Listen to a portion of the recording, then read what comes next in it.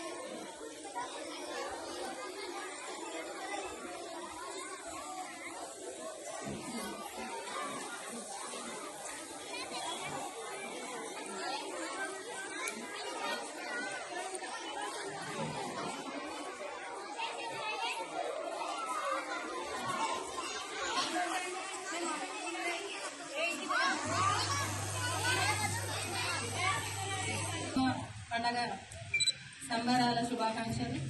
ఇక్కడికి వచ్చేసినటువంటి మేనేజ్మెంట్ వారికి మరియు ప్రధాన ఉపాధ్యాయులు మరియు ఇతర ఉపాధ్యాయ బృందానికి మరియు విద్యార్థులందరికీ కూడా ముందుగా బతుకమ్మ సంబరాలు శుభాకాంక్షలు. అయితే మనం బతుకమ్మ పండుగ ఎందుకు జరుపుకుంటాము అంటే పూర్వకాలం ధర్మాంగదుడు అనే ఒక రాజు ఉండేవాడంట. ఆ రాజుకు 100 మంది కొడుకులట.